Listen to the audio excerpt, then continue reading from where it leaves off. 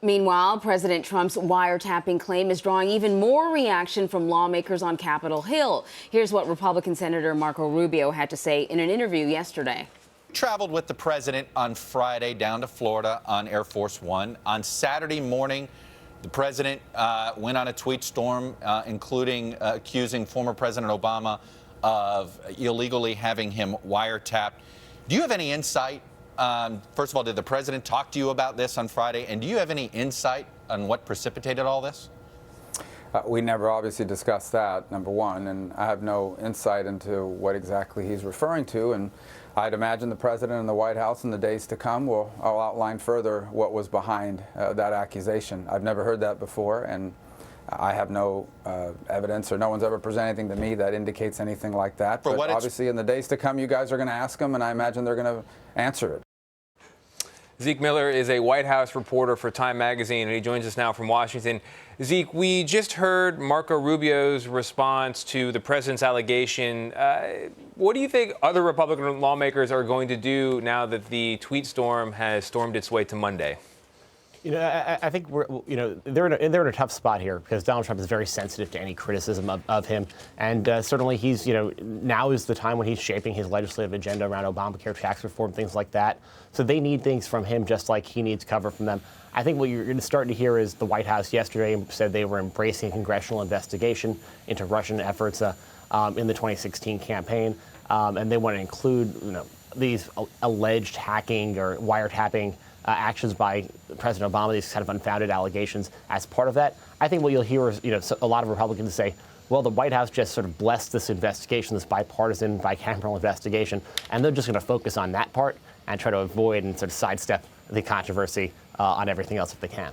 So, Zeke, after the president's tweet storm on Saturday, you wrote about what you call the two contradictory faces of Donald Trump. Break it down for us. We're talking about the guy who showed up at the joint session of Congress and stood up and was praised for his speech, and then the guy who's still tweeting about ratings for The Apprentice and other things at 2 o'clock in the morning.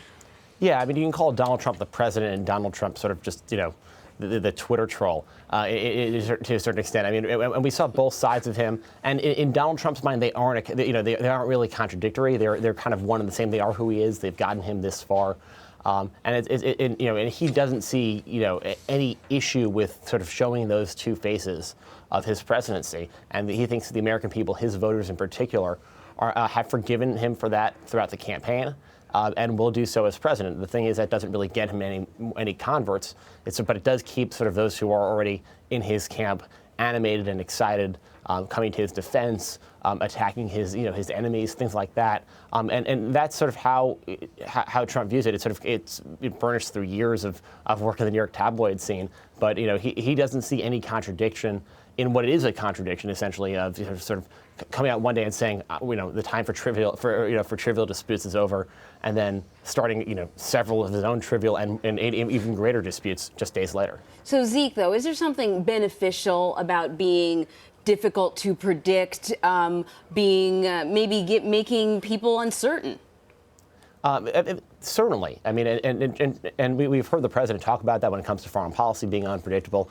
Nobody really knows what to do. I mean, there's one school of thought, and sort of that president should lead the ship of state in a sort of a steady manner, and Donald Trump doesn't buy into that. He's been very clear he wants to be a disruptor.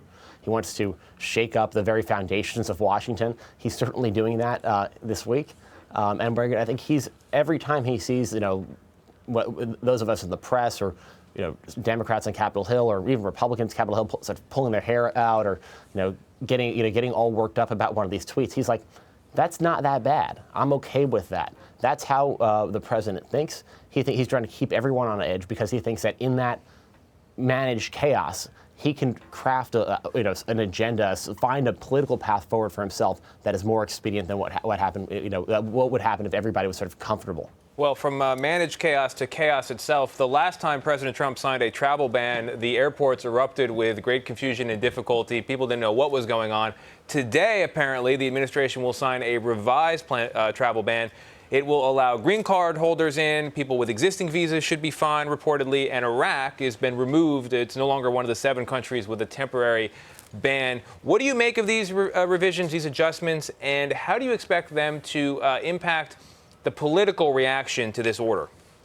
Certainly, it's from the political standpoint, it's not going to sort of it's already baked in.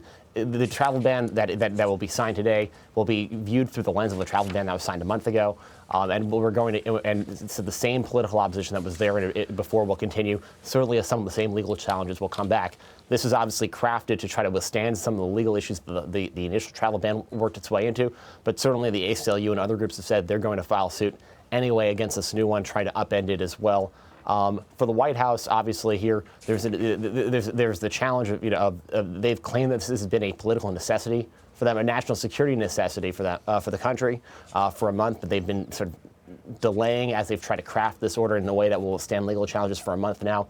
It's not really clear what this will accomplish, but certainly the exclusion of Iraq from this latest travel ban is a sign of the influence of sort of the moderate wing, or how the president can be brought back from the brink by some of his more seasoned advisors, people like Secretary of Defense Jim Mattis and National Security Advisor McMaster. So that there is a desire. They had long been advocates against including Iraq on that list, and here is the president saying, "Okay, you guys are right."